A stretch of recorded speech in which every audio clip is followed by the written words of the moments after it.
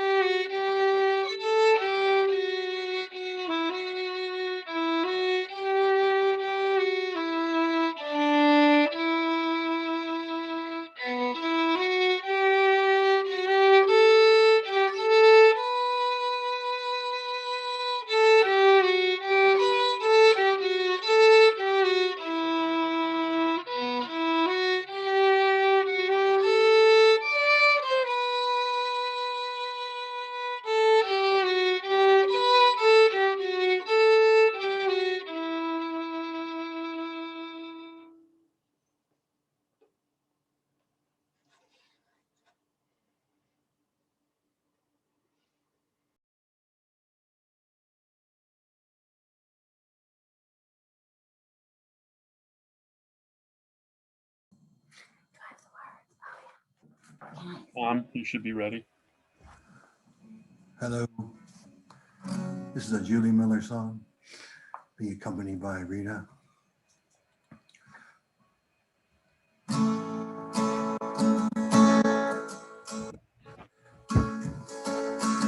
You've been taken by the wind. You have known the kiss of sorrow. Doors that would not take you in. Outcast and a stranger. You have come by way of sorrow. You have come by way of tears. But you'll reach your destiny. Meant to find you all these years. Meant to find you all these years.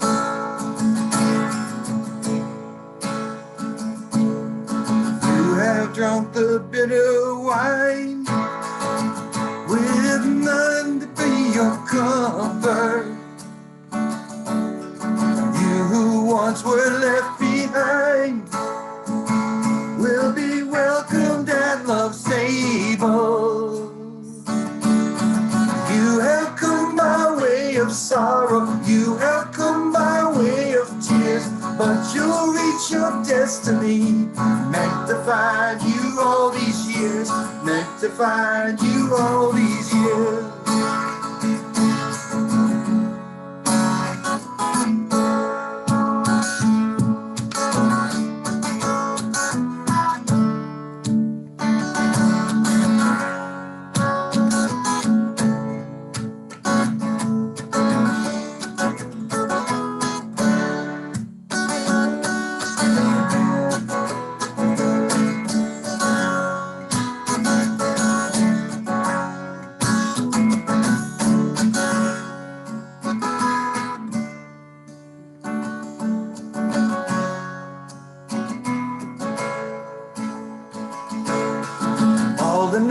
that joy has slept will awake to days of laughter.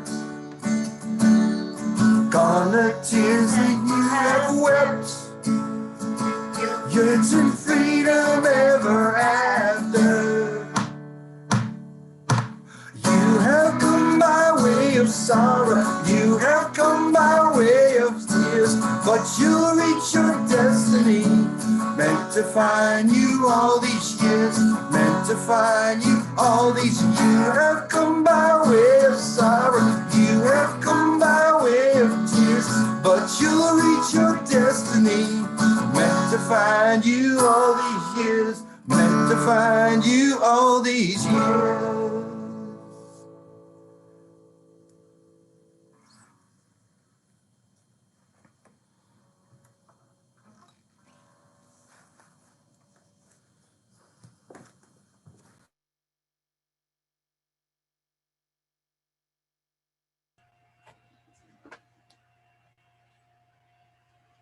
Welcome.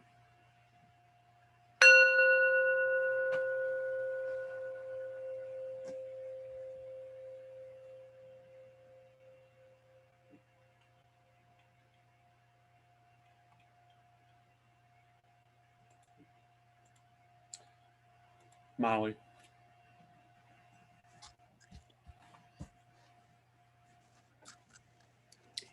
Welcome everyone on this beautiful sunny March 7th. Our theme today is healing, a very relevant topic at this time. I'm Molly Maisie O'Neill Loudon.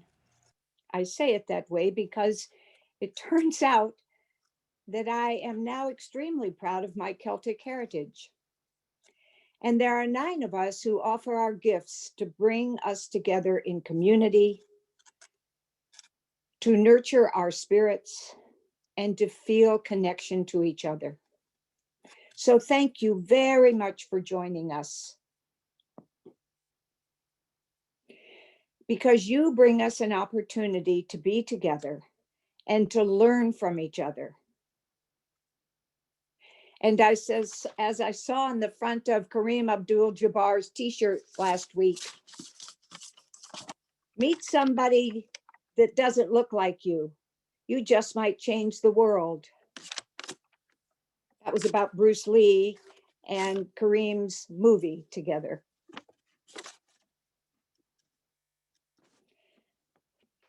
So today there is a way to request a private prayer during the upcoming week by using chat.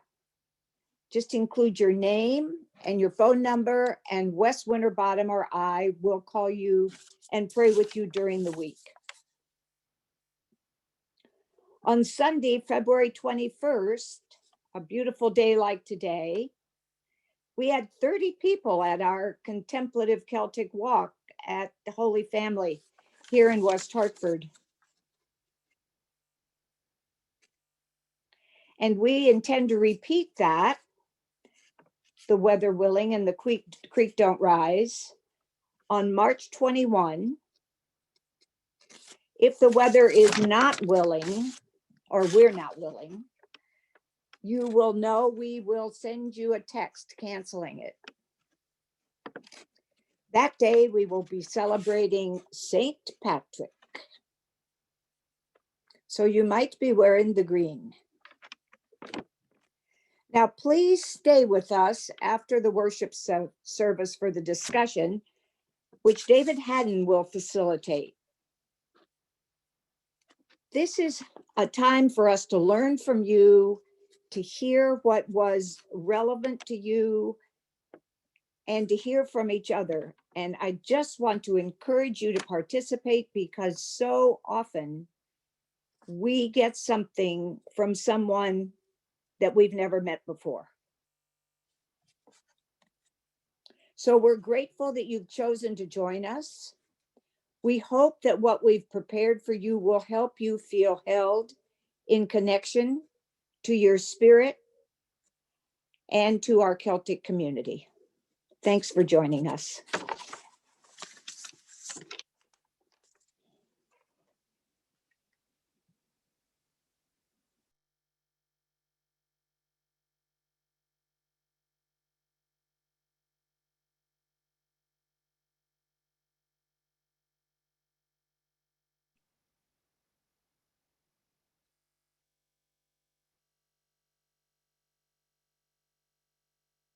Sorry, I muted myself. All set, Charmaine. Our opening poem this afternoon is The Journey by Mary Oliver. One day, you finally knew what you had to do and began. Though the voices around you kept shouting their bad advice, though the whole house began to tremble and you felt the old tug. And your ankles, mend my life, each voice cried. But you didn't stop. You knew what you had to do. Though the wind pried with its stiff fingers at the very foundations, though their melancholy was terrible, it was already late. Enough and a wild night, and the road full of fallen branches and stones. But little by little, as you left their voices behind, the stars began to burn through the sheets of clouds. And there was a new voice, which you slowly recognized as your own. That kept you company as you strode deeper and deeper into the world, determined to do the only thing you could do, determined to save the only life you could save.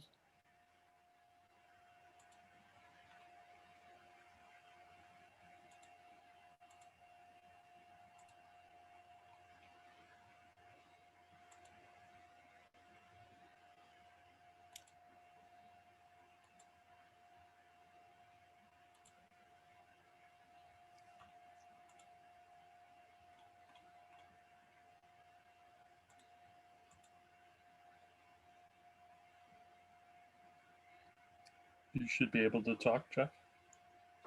Great. So a little over 13 years ago, I had a brain aneurysm one evening here at my house in West Simsbury, and I was taken to John Dempsey Hospital, and it was too big for them to deal with. So I actually was taken to New York to Columbia Presbyterian, where I had 4.5 hours of brain surgery to try to fix the brain aneurysm. And I was brought onto a floor in the hospital that was just brain aneurysm patients. That's a good thing when you have brain aneurysm surgery. You want to have somebody who does a lot of them. The thing was, a couple days after the surgery, the nurse told me that, 40 to 45% of the people won't leave here. 40 to 45% of the people will leave here with some permanent damage, and 10 to 20% will leave here pretty much the way they were before. Well, thanks to a lot of prayers, blessings, spirit, whatever, for the last 13 years, I've assumed I'm in that sort of 10 to 20% group. And if you see anything today that you think, no, I don't think you're, please speak up. But anyways, one of the things that I do, in addition to my regular job, is I write songs. And so, when something like that happens to you, reflect on a lot of things. And so I wrote a series of songs that I ultimately put together onto a CD that I recorded with friends called Gratitude Abounds. And one of the songs is a song called The Healing. Well, with today's theme being healing, I thought, what better time to play this song? So it was suggested that I go through the chorus a couple times in case you all want to sing along at home with the chorus. So we'll give this a shot. I'm just going to run through the chorus twice, and then I'll go to the song.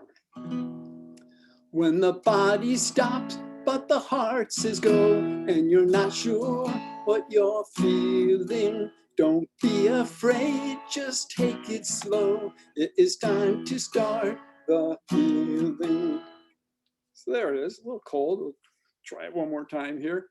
When the body stops, but the heart says go, and you're not sure what you're feeling, don't be afraid, just take it slow. It is time to start the healing. After the first verse, when I sing the chorus, I sing that last line, it's time to start the healing, once. After the second verse, and I go to the chorus, I sing that last line, it's time to start the healing, twice. And believe it or not, after the third verse, I sing it 3 times. So just, you know what might be coming. Anyways, here's the whole song. If you want to sing along at home, that would be spectacular.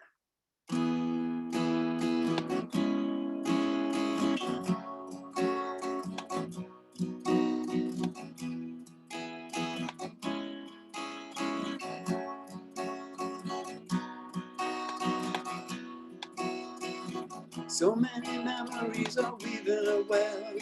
So many things I wish I had said.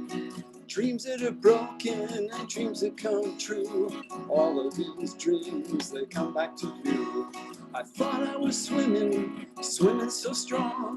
The river was wide and the river was long. But all of a sudden, the water turned cold. I'm caught in a riptide with nothing to hold. When the body stopped, but the heart says go, and you're not sure what you're feeling, don't be afraid, just take it slow. It is time to start the healing. Feeling the moments falling quickly like sand. I want to slow down, but there's nowhere to stand. Daylight is darkness, and darkness is light. All I really want is that sun to shine bright. The weather is changing, I hear the north wind. It's singing the stories of places it's been. I hold on so tightly, I'm not ready to ride. If I had any choices, I'd find somewhere to hide. When the body stops, but the heart says go, and you're not sure what you're feeling, don't be afraid, just take it slow. It is time to start the healing. It is time to start the healing. Down, down, down, down, down. Save me from the ground. Everything I feel, you make so real. Your blessing is a seal that nobody can steal. To you I always kneel.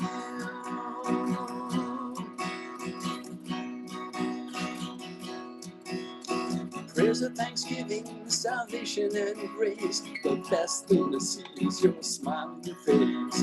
Your spirit is with me, I'm feeling it grow. So many things that I want to know. I surrender completely into your hands. I'm ready to do whatever I can. I'm giving you everything that is mine. You give me the strength to let your love shine. When the body stops and the heart says go, and you're not sure what you're feeling, don't be afraid, just take it slow. It is time to start the healing. It is time to start the healing. It is time to start the healing.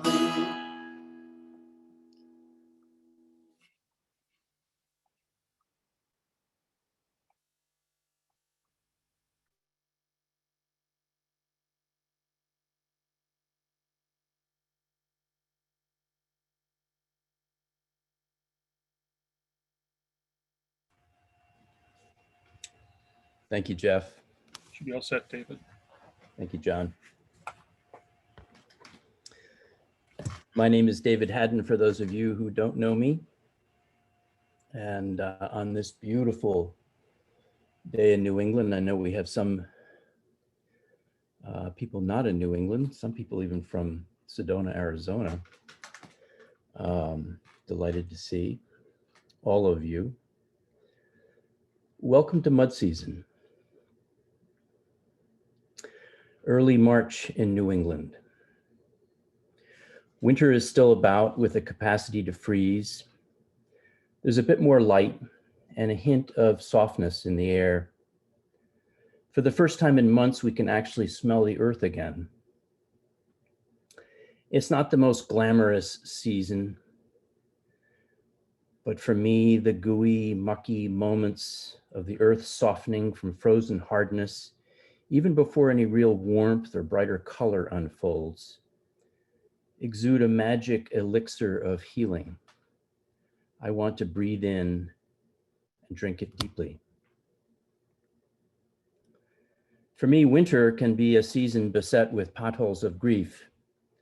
Longer nights and faint daylight beckon my melancholy, as do anniversaries of loss, from which my healing is ongoing.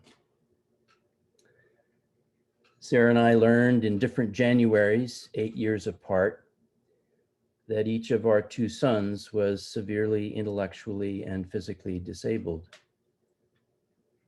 At the age of 11, Sam died suddenly and accidentally one late November twilight. We lay on either side of Jamie 5 years ago in the chill of an October dawn as he drew his last two quick breaths. Small wonder grief surfaces in the winter. In time, we all know grief. May we all in this moment hold our own and that of each member of this community with tenderness and respect.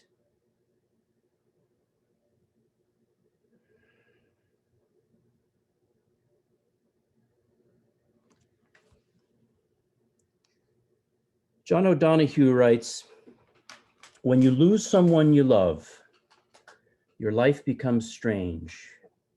The ground beneath you becomes fragile. Your thoughts make your eyes unsure, and some dead echo drags your voice down where words have no confidence. Your heart has grown heavy with loss, and though this loss has wounded others too, no one knows what has been taken from you when the silence of absence deepens. Flickers of guilt kindle regret for all that was left unsaid or undone. There are days again when you wake up happy, again inside the fullness of life, until the moment breaks and you are thrown back onto the black tide of loss. Days when you have your heart back and you're able to function well until in the middle of work or encounter, suddenly with no warning, you are ambushed by grief. It becomes hard to trust yourself. All you can depend on now is that sorrow will remain faithful to itself. More than you, it knows its own way and will find the right time to pull and pull the rope of grief until that coiled hill of tears has reduced to its last drop. Gradually, you will learn acquaintance with the invisible form of your departed. And when the work of grief is done, the wound of loss will heal, and you will have learned to wean your eyes from that gap in the air and be able to enter the hearth in your soul where your loved one has awaited your return all the time.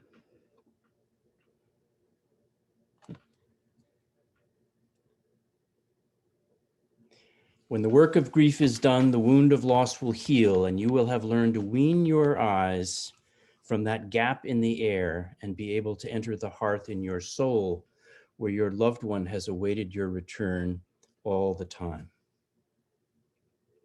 What then is the work of grief that heals this wound of loss and enables us to enter the hearth in our souls where our loved one has awaited our return all the time?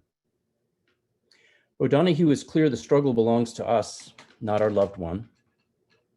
Our loved one, he intimates, already resides in the hearth of our souls.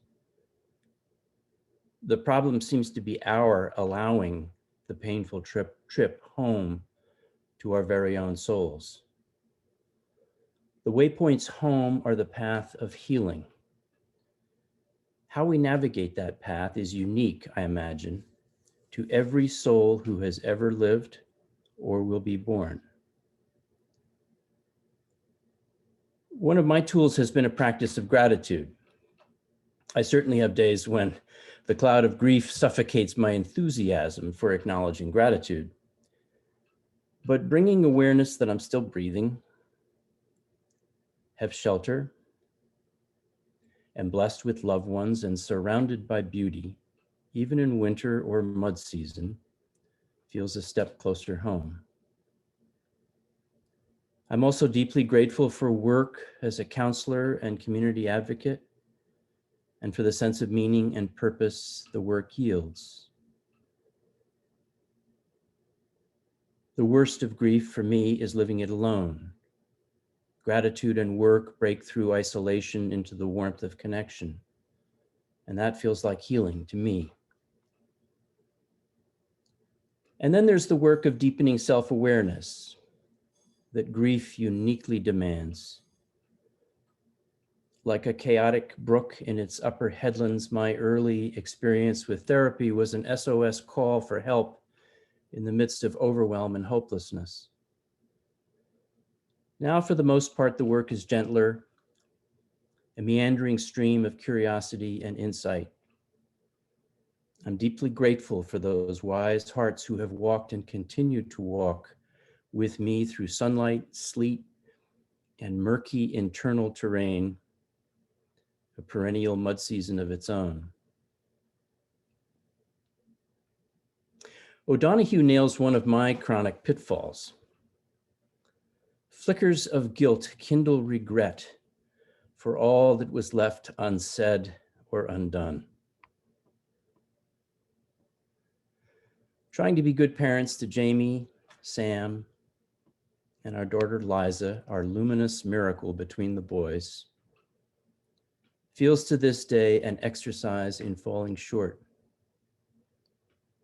Meeting the need to change a diaper, spoon feed a meal, or maneuver a position change meant leaving yet other needs unmet or met too late. Identifying and fixing the pain for a child who could shriek but not speak felt inexcusably slow. Finding the right treatment for what was incurable within an imperfect healthcare system was chronically exasperating. Insulating Liza from the impact of chaos and fear was impossible. The memories spawned dark specters of judgment and condemnation. Not long ago, my therapist asked me, "Do you need to hold on to guilt as a connection to your boys, as if your heart won't always?"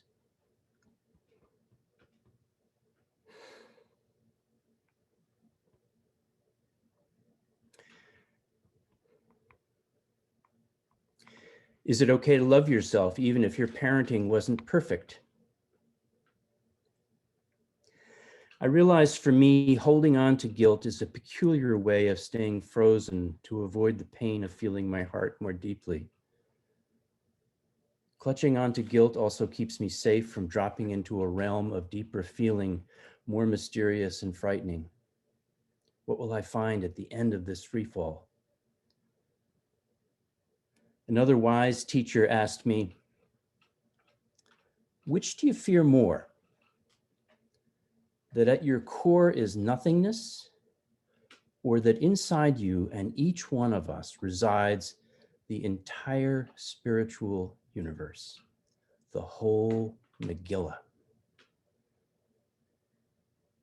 I thought I could sense John Philip Newell smiling. No question for me, the prospect of a live channel inside me to the whole Megillah, that inside each of us is truly the likeness of God, is far more frightening than nothingness, and exciting, even as I have no capacity to wrap my consciousness around the whole mystery of it. What if the entire spiritual universe isn't just out there somewhere, as if on some cosmic stage with us watching the show? What if it is absolutely inside of us as well? And how could we not be inextricably part of the whole Megillah if each of us is part of creation? I feel some mix of fear and awe and a sense of inexhaustible loving energy. That intimation, that fundamental hunch for me, feels like healing. Another waypoint home. In mud season, we can smell the ground once again. Thawing into deeper feelings of the heart brings a certain pain of its own. The gooey, soft muck that emerges feels unstable, not pretty, but brand new too. Like a rebirth, as if within us and within Mother Earth herself is some mysterious and inexhaustible source of loving energy that not only thaws, but heals over time and leads us home to the hearth in our souls where our loved ones await. Amen.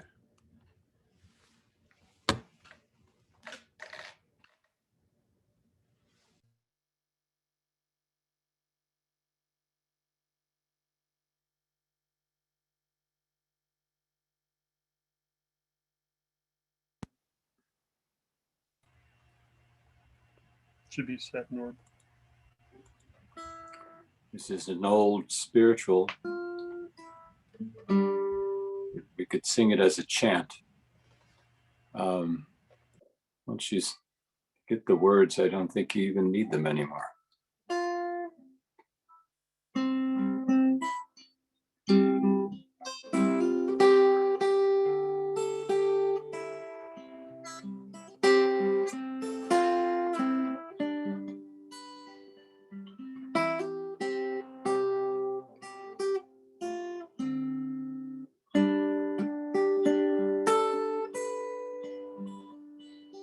There is a balm in Gilead that makes the wounded whole. There is a balm in Gilead that heals the sin-sick soul. There is a balm in Gilead that makes the wounded whole. There is a balm in Gilead that heals the sin-sick soul.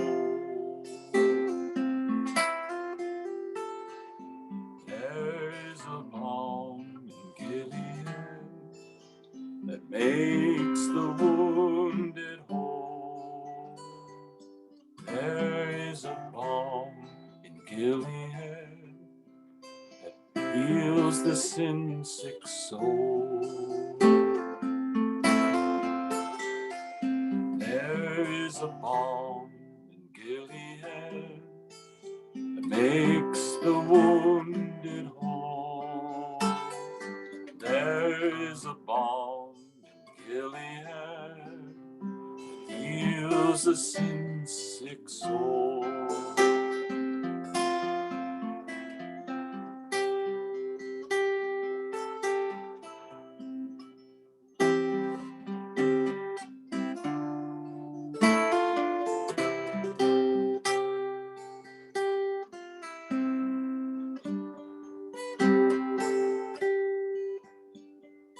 There is a balm in Gilead that makes the wounded whole. There is a balm in Gilead that heals the sin-sick soul. There is a balm in Gilead that makes the wounded whole. There is a balm in Gilead that heals the sin-sick soul. There is a balm in Gilead that makes the wounded whole. There is a balm in Gilead that heals the sin-sick soul. There is a balm in Gilead that makes the wounded whole. There is a balm in Gilead that heals the sin-sick soul. There is a balm in Gilead that makes the wounded whole. There is a balm in Gilead that heals the sin-sick soul.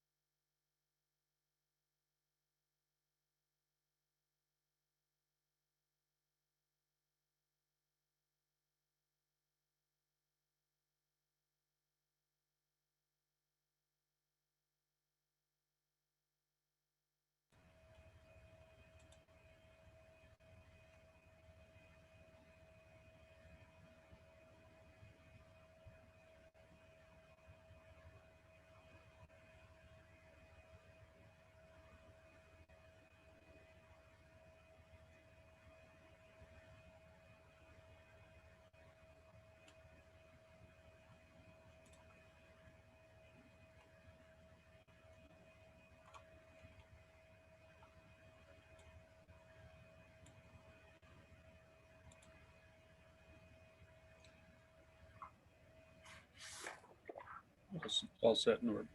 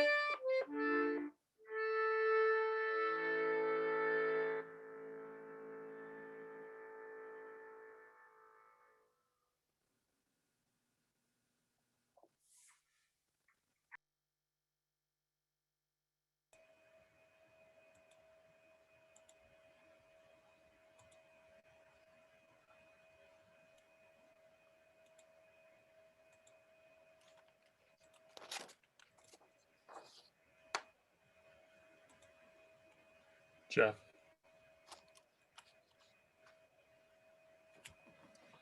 Loving God, we hold in your healing presence those who suffer pain and ill health with their families, friends, and those who care for them. May they know the deep peace of Christ. Loving God, we hold in your healing presence those who suffer in mind and spirit, and all who care for them. May they know the deep peace of Christ. Loving God, we hold in your healing presence the suffering people of our world and the places where people are experiencing division, injustice, and violence. May they know the deep peace of Christ. Loving God, we hold in your healing presence those struggling to overcome addiction or abuse, those supporting and working with them, and all whose suffering has distanced them from those who love.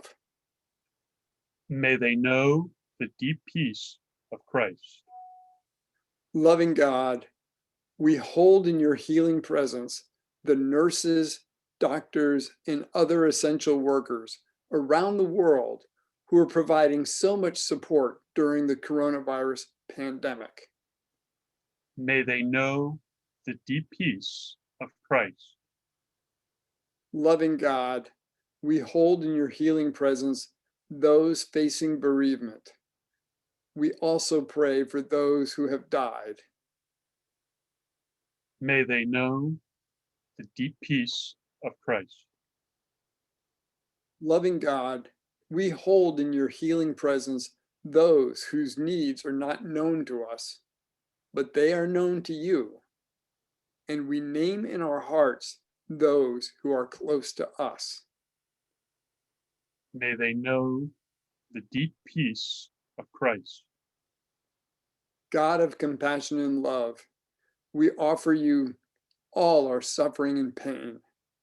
Give us strength to bear our weakness, healing even when there is no cure, peace in the midst of turmoil, and love to fill the spaces in our lives.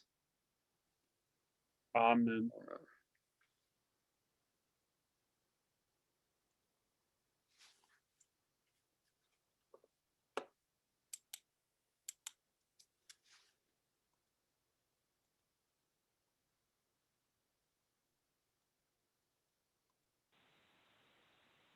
All set, Sherry.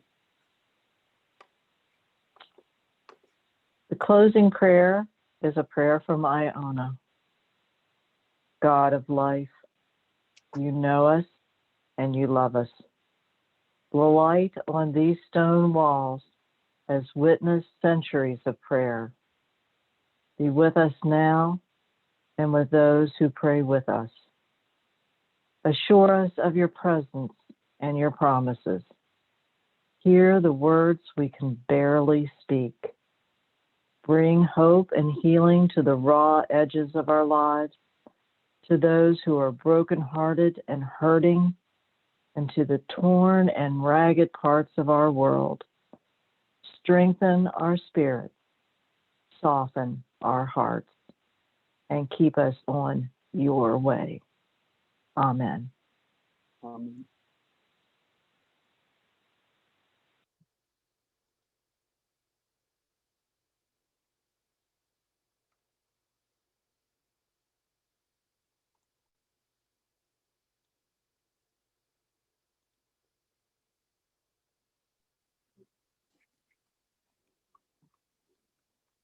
Couldn't find you for a minute, Molly, but you should be okay. I'm going to close with the Celtic blessing, which our choir calls the garlic blessing, because it's the Gaelic blessing. And you know those kids, they have to have fun. But before I do, I really want to encourage you to stay on for the discussion. Even if you're very sure that you will not say a word, just to hear from each other. It's very, very important. And thank you to everybody who took part in this service. It was beautiful. Every syllable.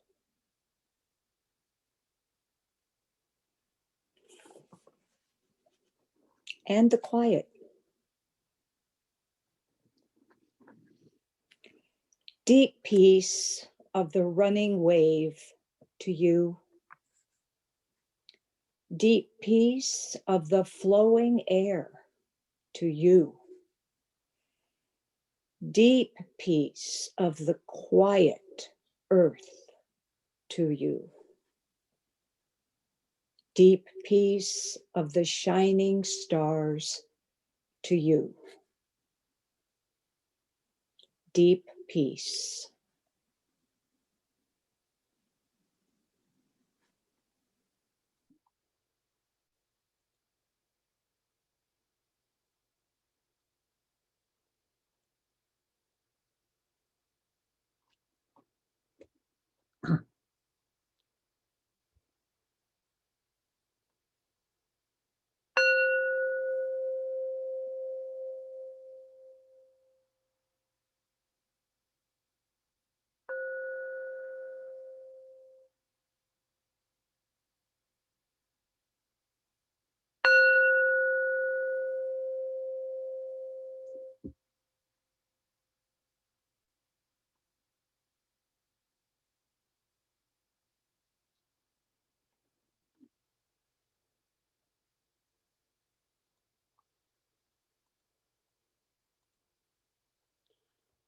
Thank you, everyone. It was a beautiful service, even here from the air traffic controller's location. In a moment, I'm going to switch it so that everyone who's here with us today will be able to unmute yourselves at will so that you can join in the conversation. We do always ask you, if you're not speaking and you have nothing that you want to say at that moment, please keep yourself on mute so that we can minimize the amount of background noise. Please don't be insulted if I jump in and mute you if I do hear some shuffling or something that's coming across the wire. But we do invite everybody to participate in our conversation. A reminder once again of our website, Celtic Worship, ctcelticworship.org. You see the link at the top of the screen. In a few days, we'll have this service posted there so that you can replay it or share it with friends. That site will take you to links to future events, and all of the prayers and whatnot will be posted there. So we're endeavoring to keep that as a sort of center of truth, if you will, for the Connecticut Celtic Worship Group. We remind you, I saw a bunch of shared prayers publicly during the chat. We invite you, if you didn't have the chance to send either a shared message or something personal to Molly or Wes, feel free to email us at that ctcelticworship@gmail.com address. We keep the emails there confidential. They come into me and I share it with the small Celtic worship team, and we pray the prayer requests, and we relish the fact that you trust us with those prayer requests.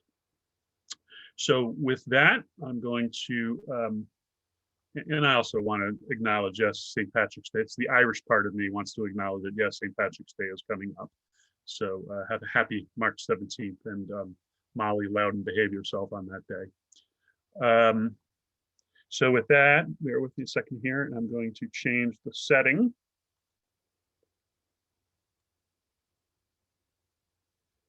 Okay, now everybody ought to be able to unmute themselves, and I am going to put David Haddon on the spot by putting him, well, I seem like there he is, putting him up there as the highlight just for the moment to get us started. Take it away, David. Thank you. Oh, it's a glowing feeling being in the highlight, John. Thank you very much. And thank you, Mr. Air Traffic Controller, for I'm not normally part of the production crew here, and this was a rare opportunity to glimpse behind the scenes, and you do a magnificent job managing the Zoom corral here. It's not as easy as it looks, and but you make it look easy. So thank you.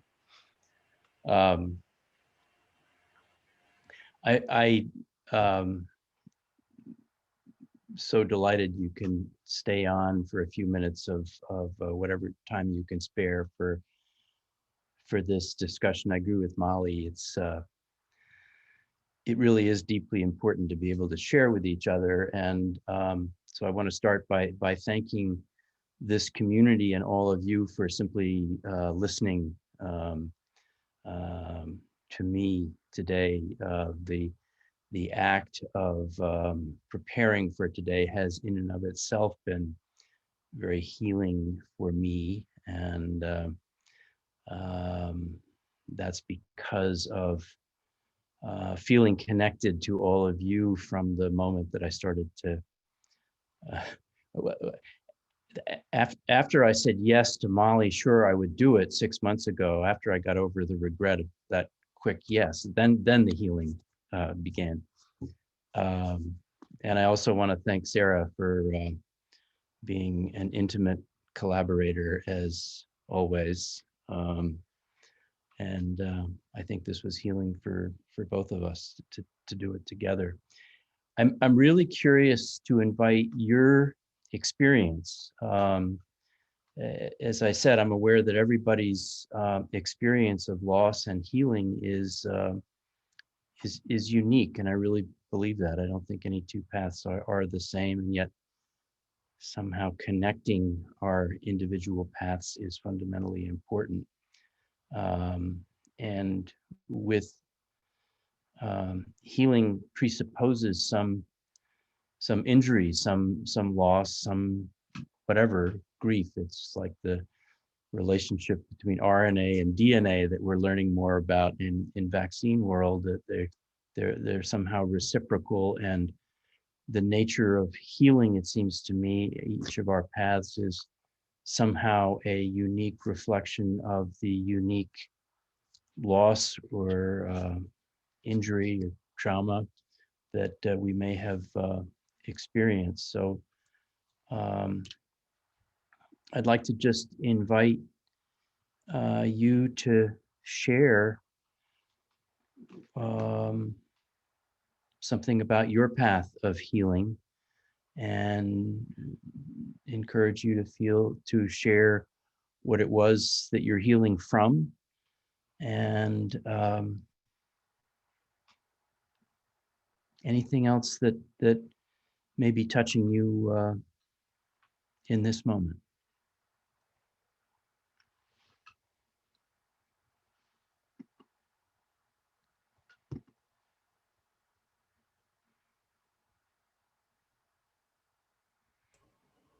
Is it okay if I say Absolutely, Jared.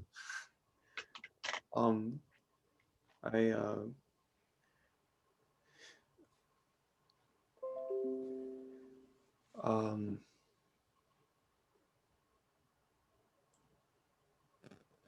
I was very touched by your sharing, David.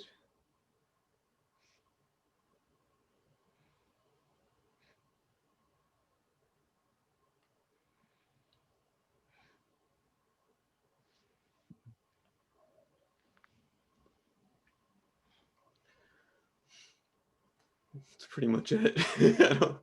I don't have much more informational content. You just expressed volumes. Thank you. I'm touched by your reaction. Yeah. Thank you. If there's any piece of what touched you, or how it connected to you personally, welcome that. And if it feels like too much here, that's fine too. Should maybe pin you. Kind of overwhelmed with looking at everyone.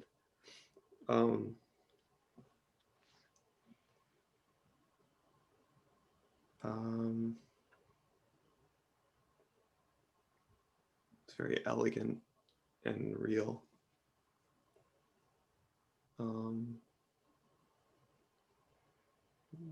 Humble, warm.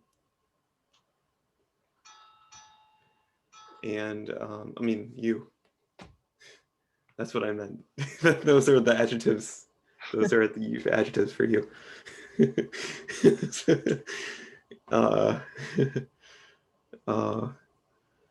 And the piece that piece that you chose.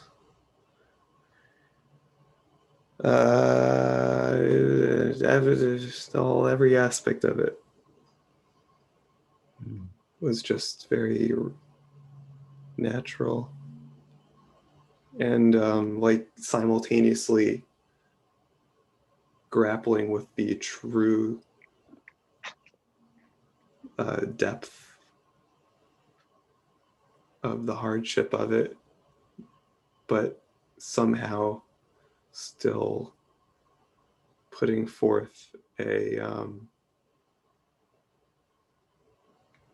sense of hope that is real. Yeah.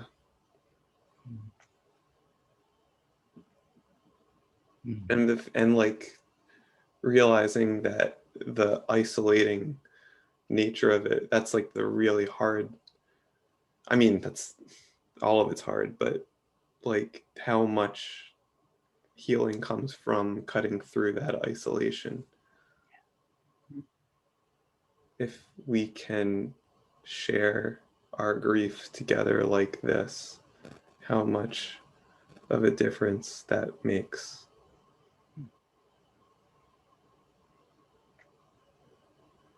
Okay, that's it. Well, thank you for those elegant and warm and real words, Jared. And yeah, it's one of the grand paradoxes, isn't it, that our grief is unique, and there's a way in which we all know the territory. And certainly O'Donoghue knows the territory.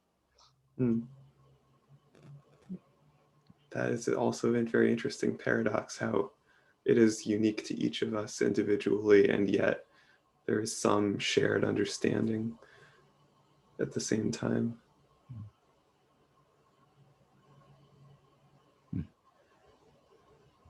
I would just ditto that. I think one of the lines in the poem that got to me was the flicker, because those are the parts that get you. You get those flickers at the most unusual times, inopportune times, but you have to work through it. And I think especially this year, where so many people were alone, the guilt that's left by those left behind, that they couldn't be with them, is so difficult. But we need to work together to get us through it. And I think it was a perfect poem for healing. Thank you, Anne. Shannon Loudon.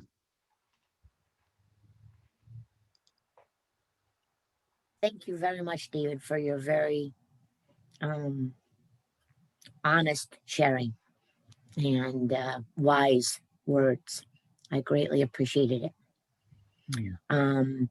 And I wanted to acknowledge 2 anniversaries. One is a 2-year anniversary of, wow, almost losing my dad. Mhm. And I'm reminded of that. I looked up during one of Norb's wonderful songs that we moved him to Yale New Haven Hospital on February 24th of 2019. And I'm reminded of that because I know you were there.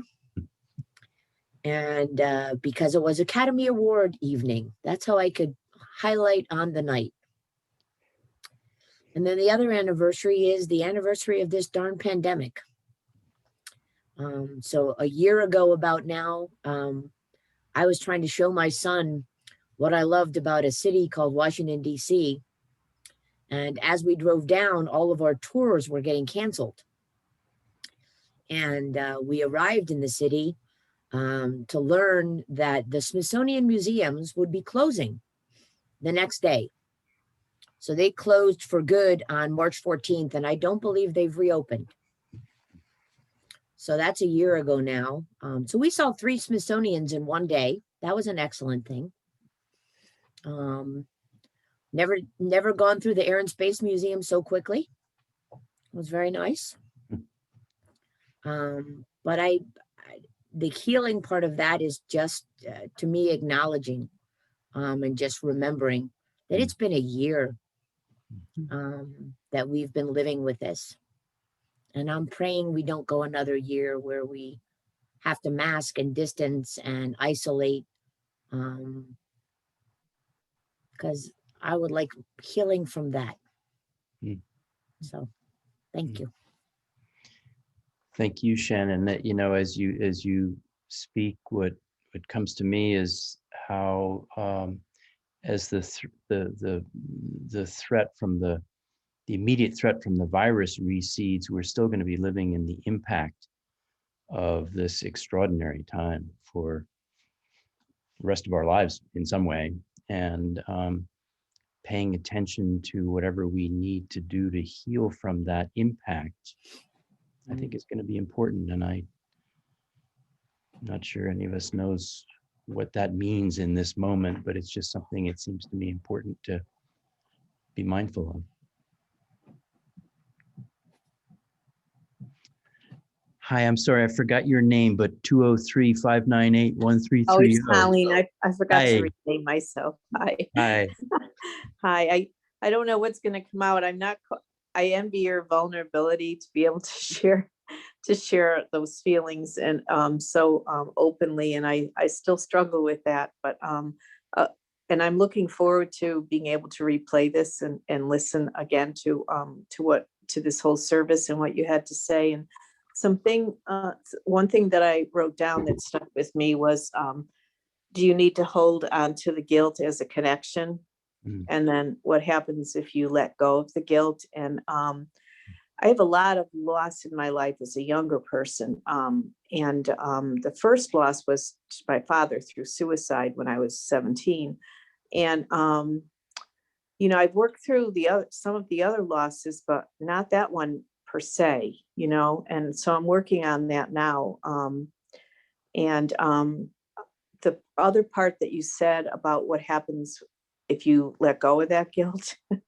And, I think there's a lot of that I'm not conscious of it, but I've held on to some of it. I had a big role as a child in situations that I shouldn't have. Otherwise, I probably wouldn't be having the need to feel any guilt.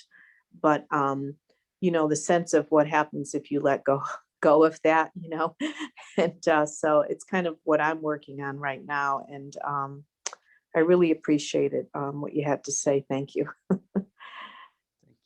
Thank you. What I really want to say, or offer anyway, for what it's worth, is that I know no way in heck could I begin to let go of guilt or anything else without support and safety and connection with people I trust.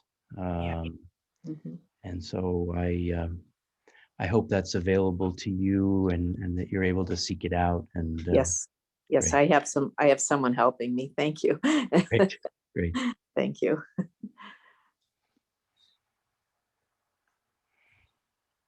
Thank you. Thank you for sharing that. Thank you. There's a Linda, and I'm sorry if there's a whole other screen here that I'm not picking up on, but it's okay. Linda, please. Hello. I just wanted to piggyback on what was just said. Instead of the word guilt, I was thinking of the word grief, and grief is sometimes very maybe addictive, it's very hard to let go of it, because as you and the previous speaker, I'm so sorry, I just forgot her name, just said, is we let go of the connection of the loved one. But then also we let go of the story we were living. We let go of who we were, of our identity. And it's so I'm saying to myself, it's time for me to go on with my story, to perhaps create another story and another identity. And that's hard. And grief is sometimes very comfortable. So it's all very difficult. But thank you, and I deeply appreciate your poems and your thoughts. They were extraordinary. Thank you. Thank you, Linda. And I know what you're saying about how grief assumes a certain familiarity after a while, and well, it may not be great and it may be very sad, but at least we kind of know what it is, and we can and to think about letting go of the grief conjures up this notion that we are going to lose forever that loved one, or somehow just not being able to face the void. I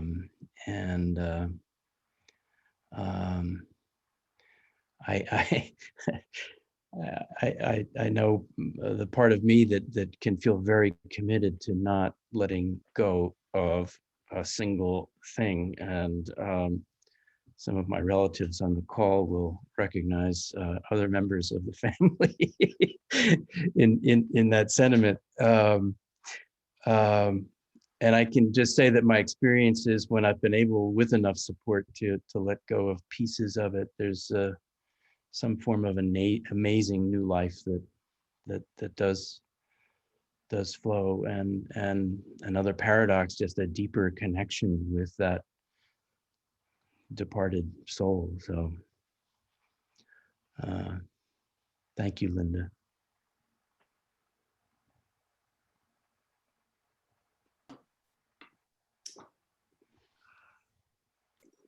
Sylvia. I'm not quite sure how this is going to come out. Great. Easy for you to say. In the 5-year journey of losing my beloved husband, I learned so much. And it's been, I think, 12 years now. And I find myself thinking sometimes, I really wish I had done it this way rather than the way I did, whatever it might be, but in terms of dealing with him and his dilemma. And what I've come to see about that is that if I had not gone through that experience, I would not be able to see what I'm seeing now. And I think the lesson is that grief can be a tremendous teacher. And I just find that kind of interesting. And I loved what you said, David. I was very touched by it. Thank you for your words.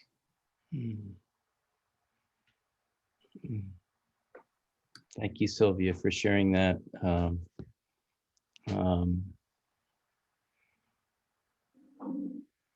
And I also hear in what you're saying that there's a way in which in treating grief as a teacher, you do grief the way you need to at any given moment, and there really aren't. It may feel like there wasted or repetitious moments, but you do what's called for in that moment, and there really are no wasted moments. Absolutely. Yes. Mm.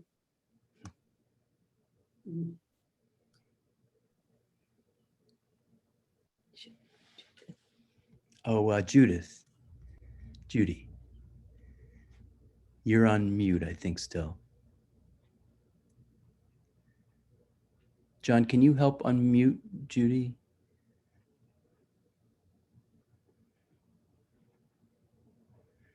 I was on mute myself. So Judy, you should be able to control your own destiny there. Well, There you go. I Great. just did, yes. Um, Everybody has talked about grief in their family and loss, but this year for me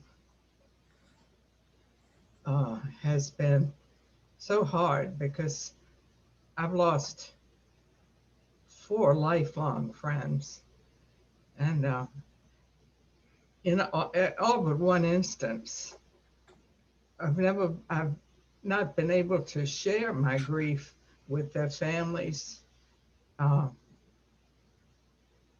except by writing, or it's been terrible not to have a chance to celebrate lives together, and it just shows how important I think it is to be able to share your grief and celebrate lives together, and not just read in the paper that they've died and get a notification from the church that they've died and nothing is done. And you just sort of left there without a way to share your feelings and the importance of these people in your life. And some of you know who some of those people are, the Browns for one. And it just seems very hard. So it's good to have something like this to talk about with other people, because I haven't had that opportunity other than, with close family friends of theirs, of mutual friends. But it just seems like not being able to celebrate their lives and share the grief with others who love them is very hard. I suppose other people have experienced that too. But all of these people are friends from way back many, many, many years. And it's just unfortunate that this whole year has been, and none of this had to do with the pandemic. These were all older people, but just to not be able to grieve together, it was sad, I thought. And thank you for your sharing, David. And the songs, I loved the songs. And Baum and Gilead, they sang that at the Washington National Cathedral today. And of course, the presiding bishop, that's his favorite hymn, I think. And so I enjoyed singing along. I thought maybe you'd unmute people and we'd all sing with you on that one. But thank you for the musical offerings. It's very soothing and that's another thing I miss so much is being in church and singing with people. I think that can be a very healing thing too. That's really all I wanted to say. Thank you, Judy. We invite everybody to sing along. We, fortunately, when everybody is singing at the same time and everybody's unmuted, it makes Zoom go nuts. Oh, I know. I was just teasing. I sang Baum and Gilead. I sang your choruses and everything. Yeah, I do that every Sunday, when I go to church at the cathedral, I'm singing off tune, but I've got my hymn book right here, and when they process, I get up and process across the bedroom. Because I can't sit for so long. I need a little exercise, so I just walk across the bedroom and sing. The music is so uplifting to me, and I miss being able to be a part of that. I mean, not that I really can sing, but it just does. It speaks to me a lot. So thank you for listening. Thank you, Judy, and your earlier part.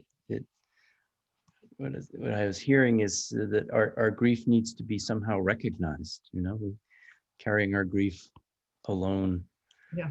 in the void just doesn't do it. Yeah. Right. Thank you.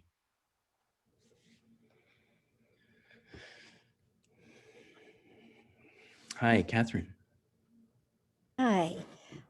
Thank you. Thank you to you all. Today was a beautiful service. And David and Sarah, thank you so much for sharing your very sacred story. It was very beautiful and it touched me in a number of different ways. I definitely had had tears because I was a child when my sister died, and it was very ironic because it's something I don't talk about much.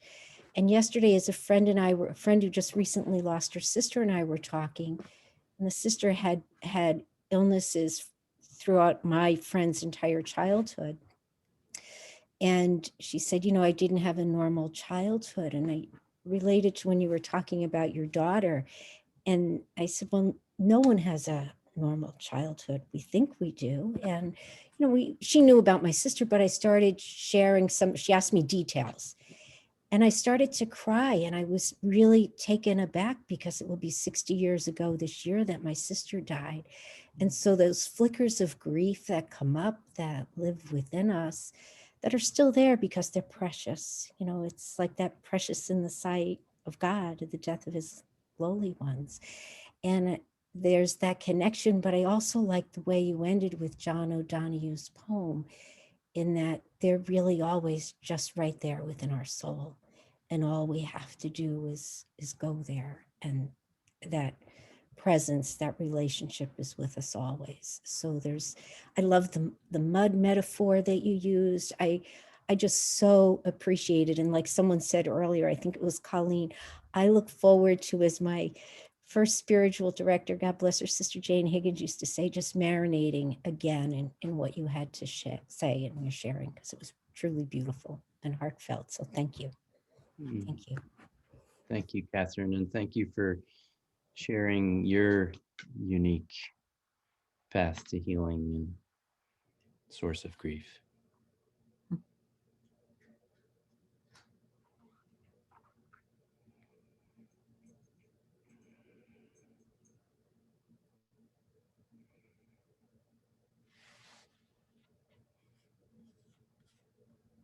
Anybody else?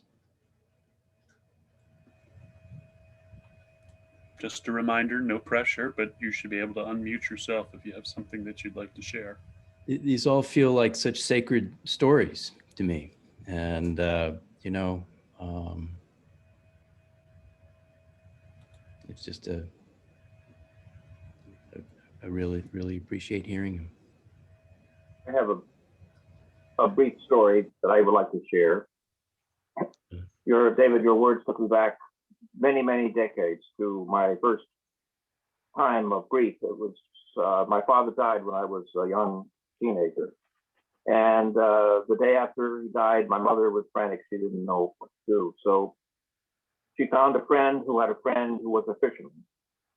And so we went out in the little boat and we fished. And he knew that my father had died, but he didn't press the point. He probably said, "I'm sorry to hear about your dad." But he was there with me. He was my companion, and there was a kind of bond and a connection. But because of he wasn't intrusive, but he was just there. And I've learned through that moment how many times since then have I had moments of grief. The importance of having a companion or being a companion for people who are grieving. And there's a tendency in our society to fix things. And people will say, oh, you should get over it, or you shouldn't worry about it. You should move on. You should do this. You should do that. You know, that's not the right way. We need to just be there as a companion, friend, as a soulmate. And I think we've heard that many, many times already this evening. And it's of course, one of the problems in today's world because of the pandemic that we are not able to be a companion for those who are grieving, and it's very distressing. And I hope all of us will take upon ourselves a new ministry when we can be together to be a friend, to be a companion, to reach out and to be with somebody who is grieving and suffering, and just to be with them, just to be with them. That's all. Thank you. Thank you, John. You make such an important point. And I see Susie Lawrence responding.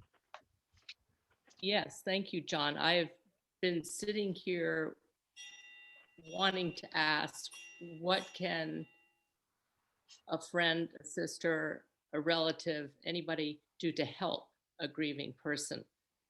And I thought, oh, that's really inappropriate, and don't even ask that. And then John just answered my question, so thank you. And I guess that's right, just be there. I know you can't make it better. You can't tell them to forget it, get on with it. Just be there for them. And I think David and Sarah and Liza have been good at teaching us all that. Just be there. Well, we are also pretty lucky to be connected to you. This is my sister, Susie. I have to change my name in the middle of this whole session to who is has been for all my life a magic presence of simply being there at the right time. And I, there's a John, as you were talking, I was reminded. Again, our family members on the call will, I think, agree with me that my Susie's and my brother is a man of very few words. But the night that we learned that Jamie, this is 1981, January of 1981, that Liza was a glimmer in her mother's eye. We learned that Jamie was severely disabled. It was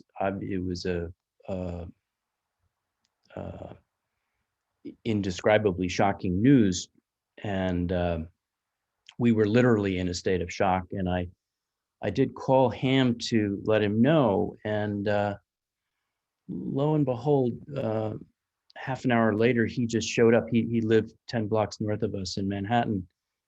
And the doorbell rang, and he said, I was just walking the dog, and I thought I'd just stop in and say hi. That was it. He was just there, and it made all the difference.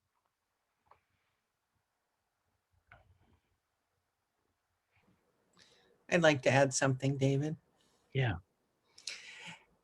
A few weeks ago, I said to Molly, I really want to know that guy that turned 70 and said that it was important to him. That guy was you.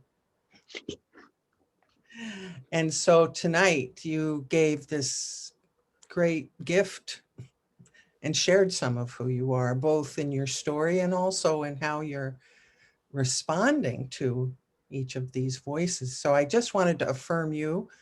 And of course you, Sarah, and the way you look at each other in the eye, it's such a gift. And my own story is filled with loss. And I don't need to say it. I don't need to describe it, because everyone here knows. Everyone knows those places of loss, and it's healing to be in your presence. So thank you for your vulnerability, because that created a space that all of us are marinating in, as my friend Catherine said. Thank you. Thank you, Lisa. Thanks for joining the space.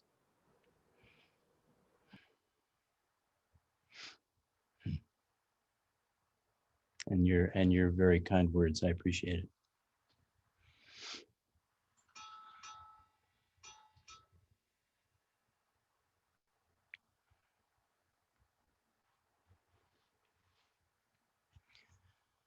Molly Maisie O'Neill, you've been uncharacteristically quiet this evening.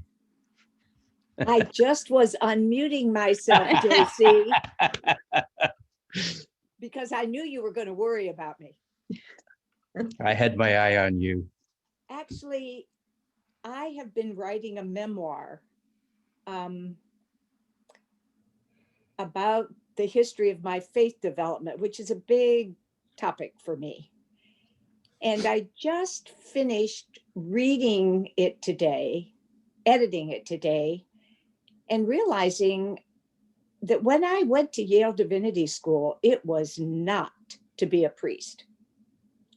I went because I thought I was so angry with God that as a chaplain, I had broken my hip. And now here I was with a broken left leg and a patient in the hospital and still healing.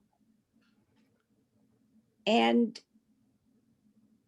I went to Yale Divinity School because I thought those folks might know something about a God who can be with you when you're just mad as hell at God. And I was. I thought I was doing what God wanted, and I felt punished. And fortunately, I had a very good therapist. And you won't believe this embodied homework, but I was to stomp with my broken leg around the house and see if I could get to my anger. And then after 2 years, folks said to me, you know, we think that you have a call to ordination. And so I just began to sit with that. And what I wrote the bishop wasn't how wonderful I was or everything I'd done or how lucky he'd be to have me. It was that I knew the power to come into more life through, in a sense, dying to what I thought I was doing or what my plan was. And growing from that experience. In essence, I knew something about Easter inside myself personally, that actually we do have these little deaths and resurrections all the time if we're willing to grieve and to get into it.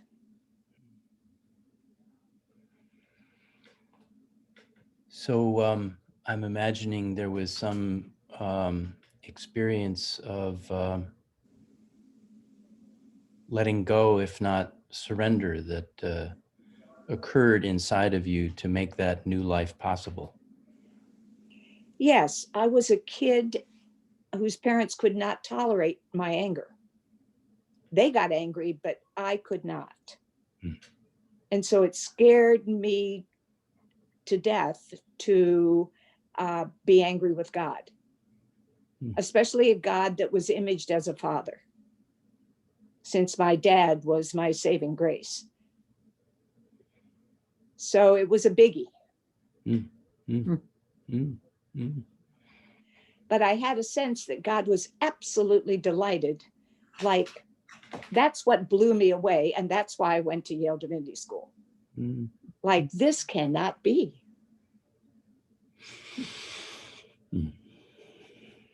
But I think what I was hearing is, no, actually, God wants all of who you are.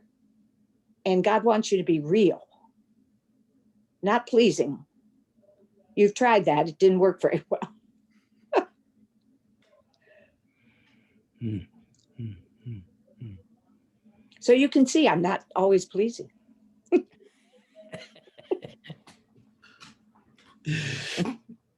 But you Thank do. you very, very much. I thought your reflection was just beautiful and elegant. And I happen to know those two boys. And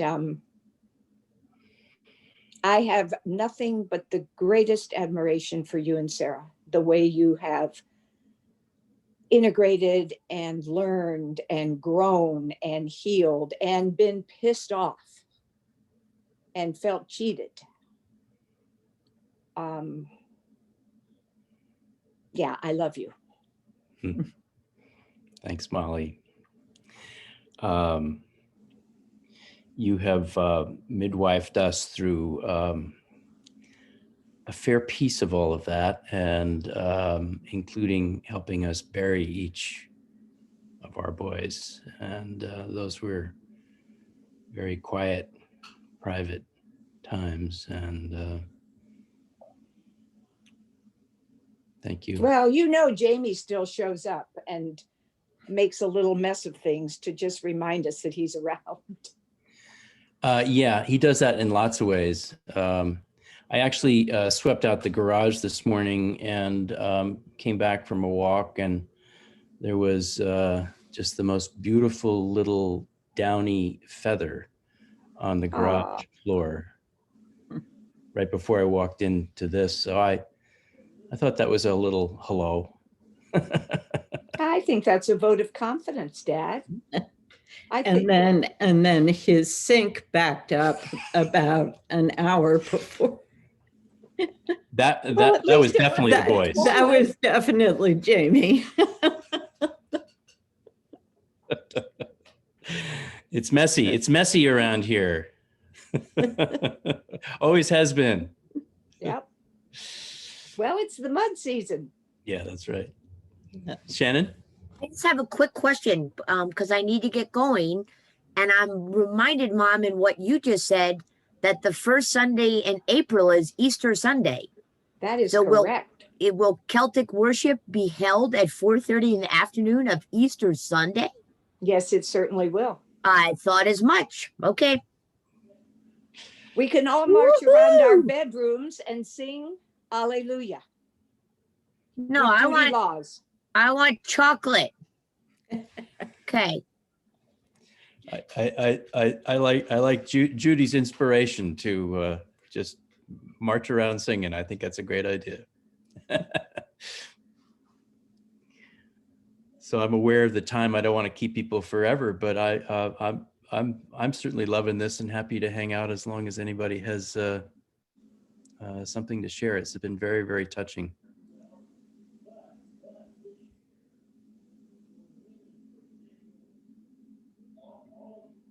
I just have something really quickly. Thank you, David. Everybody has been right on target with regard to your reflection, and it moved me too. I was a little teary-eyed at one point, but thank you for acknowledging anniversaries. I think that's so important, and I think it's we underestimate the power of anniversaries, and I think sometimes things get easier as the years move, and sometimes they don't. And we need to recognize that just because a year or 2 or 3 or 20, you know, it where we are on our journey, right, will determine how that anniversary is going to play out. So I just wanted to acknowledge, I appreciate, because it's nice to know I'm not the only one who appreciates anniversaries. Sometimes I don't always appreciate them, but I'm trying to find something different every year that I could look at that anniversary in a different way. And so I appreciate that you mentioned that happening. It's interesting when we look at the months of the year, the significant people in our lives or pets. I actually have a pet anniversary today, one of my cats. But yeah, so thank you for that. I will confess to you, Charmaine, that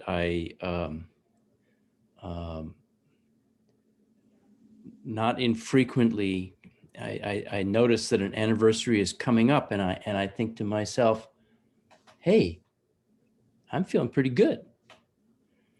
And what I learn every single darn time is that's a good leading indicator that the bottom's about to drop out for me. So yeah, I have a lot of respect for those anniversaries. So while we're talking about anniversaries, today is the 56th anniversary of when the march from Selma to Montgomery first John tried Lewis. to go over the Edmund Pettus Bridge. And today is Bloody Sunday in Alabama. So. Important day. Very much so. Mary. I would just like to share something with you that I have never had an occasion to, but when I moved here and just weirdly met Molly right away and everything, there are all these synchronicities that happened that I was just like, say what? And with you and Sarah, I think Sarah, I met you first before I met David.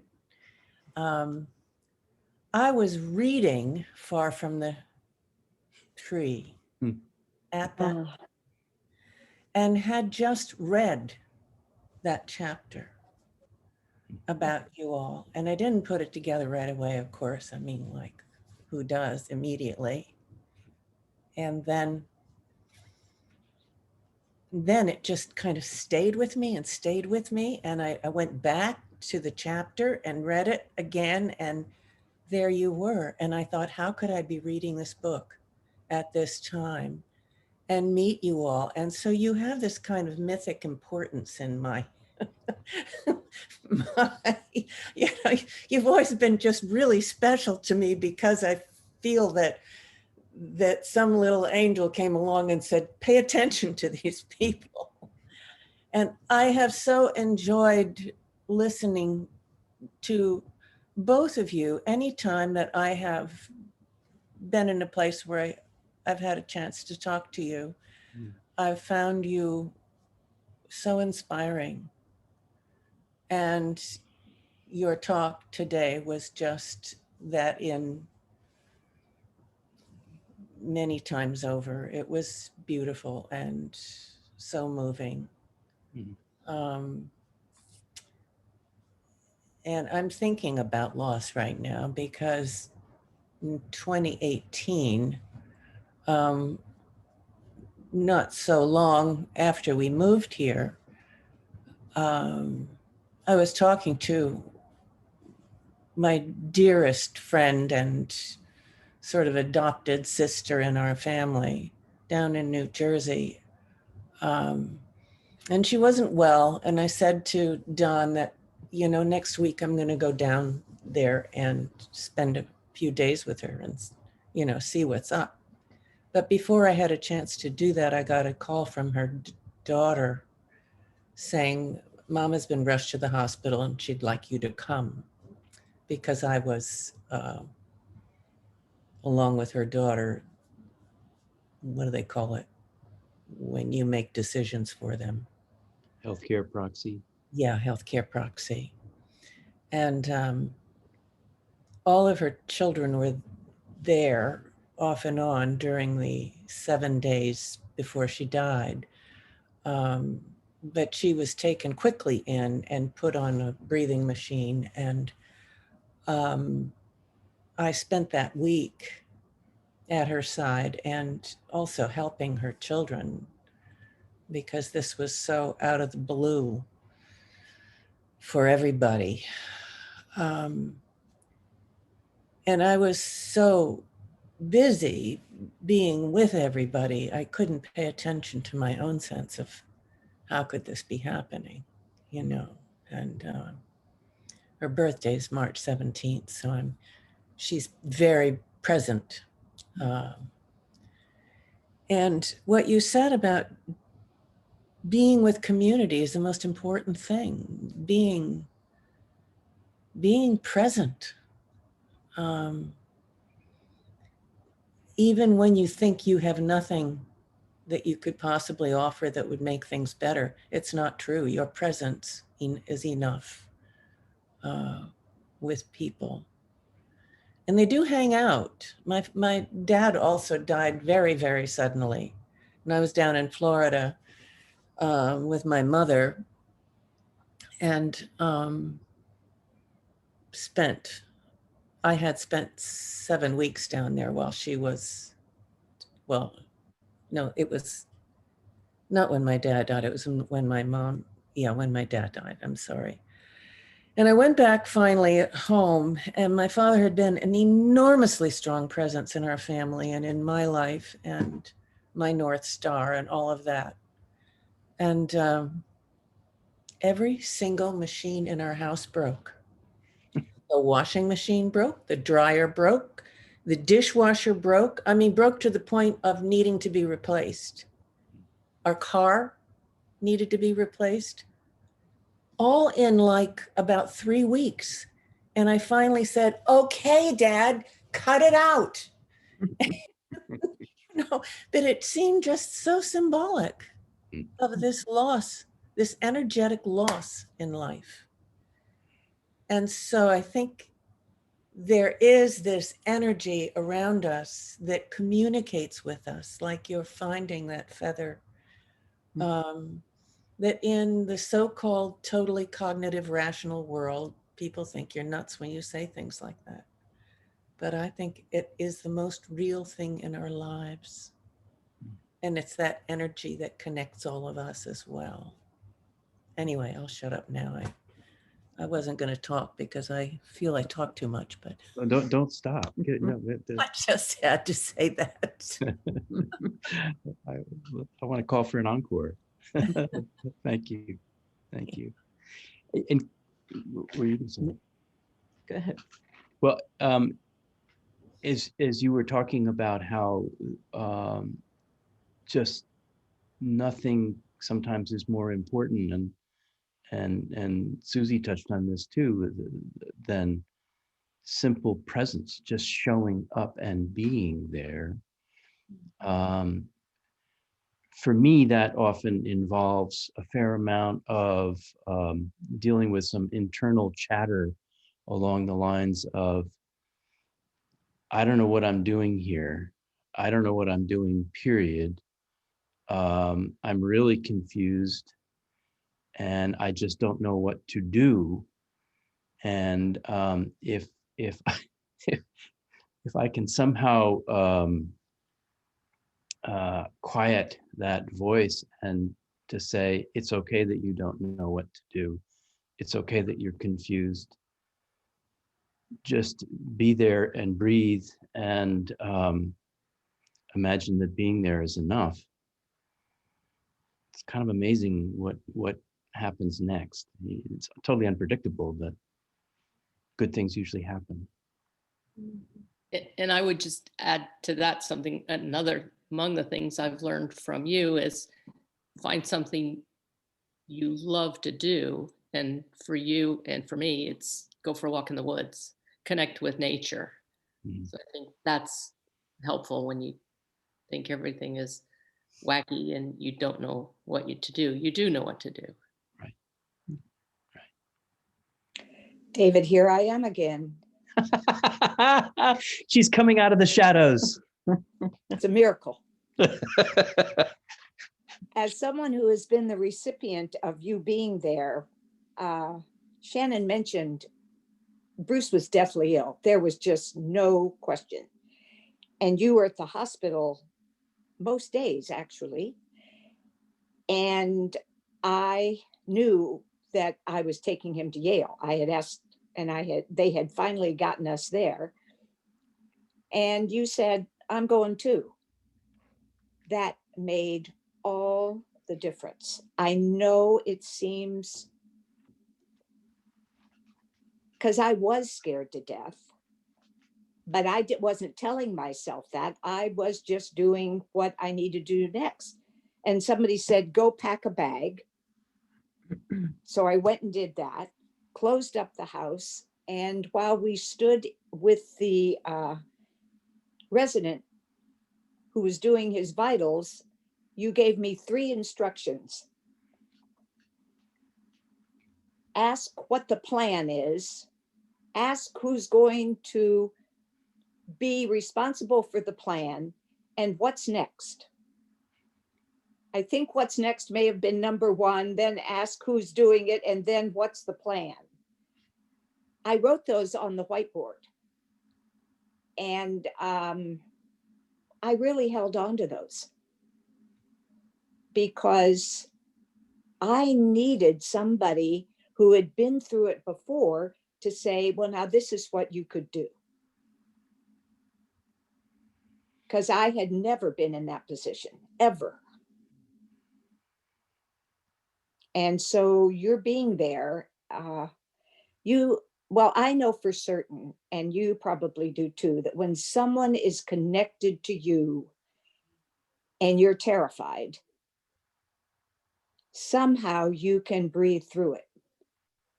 And being alone and being terrified, you may not be able to find yourself or to breathe through it. It is what makes it tolerable.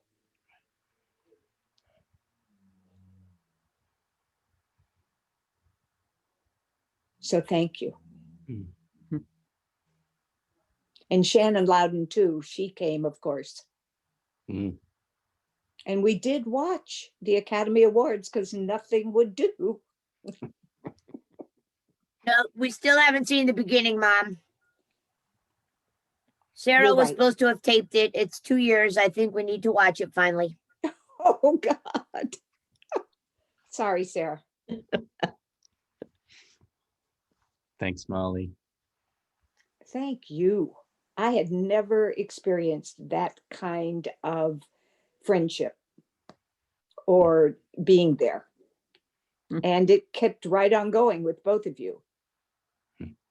Bruce even got a foot massage from you, Sarah, which I've never really gotten over. And fortunately, he hasn't gotten used to it either. He probably doesn't even remember it if you remember. I have something to add.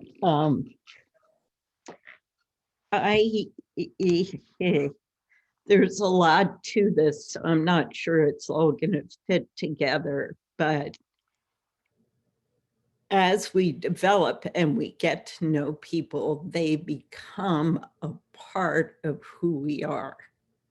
And everybody we meet and encounter is part of our greater self.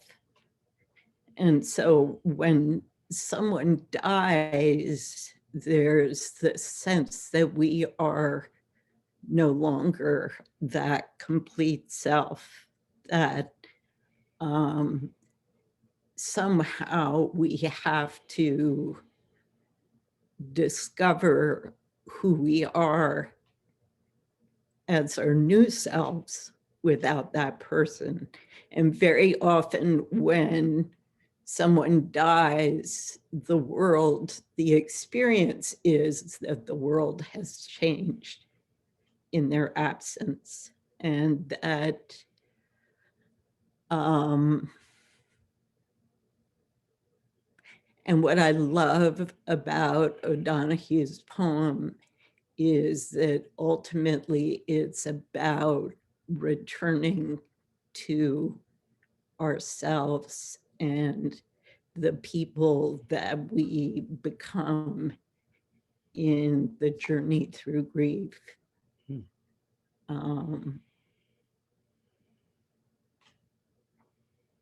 That's it.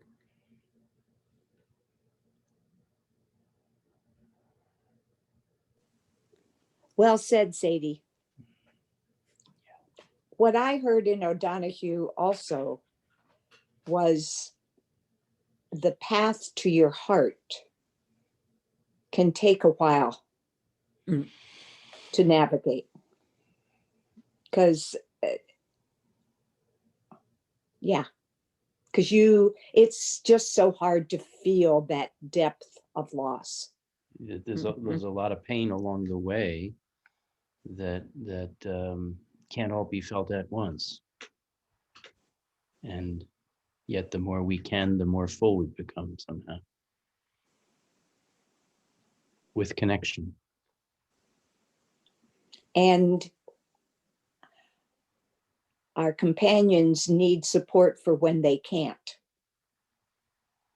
When it's a no, nope. Oh yeah. Oh yeah. Because it's their journey. It's their pain. Nobody knows it better than they do. Yeah. So for us to say, I know how you're feeling is really not true.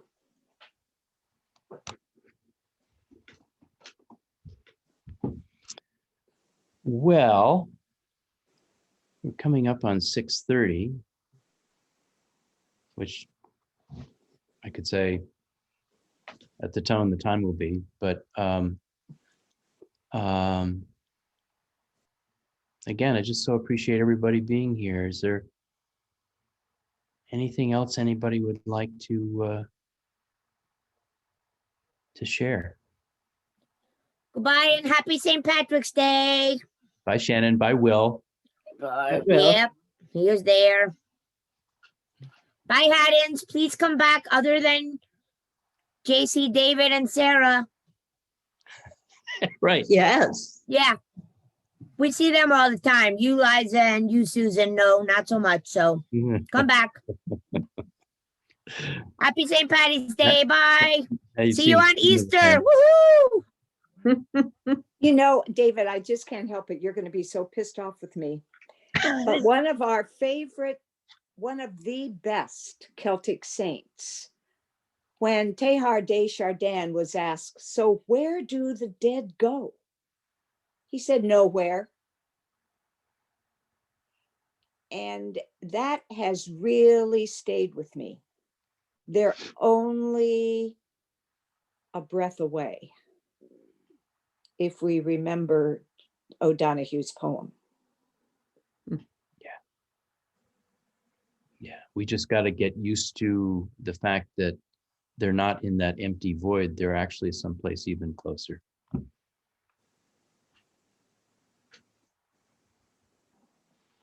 They're in the stuffed up sink. Yeah. Yeah, thanks. Thanks, guys. Well, it feels like it may be time to bring us to a close. So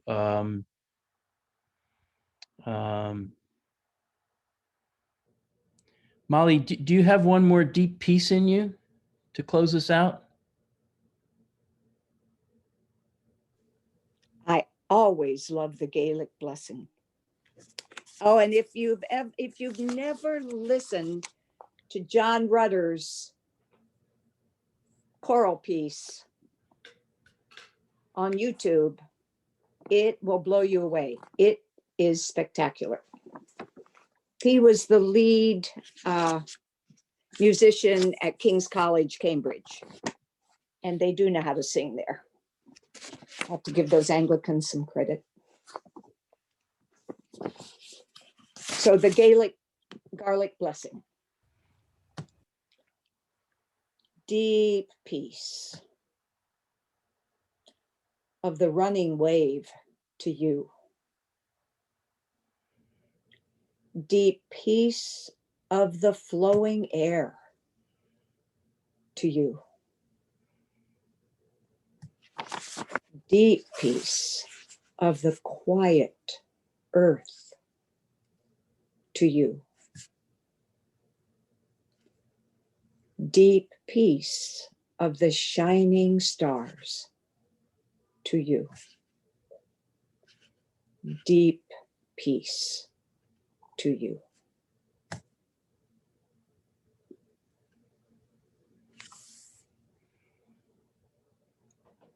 Thank you. Amen. Good evening, everybody. Woman. Thank you all.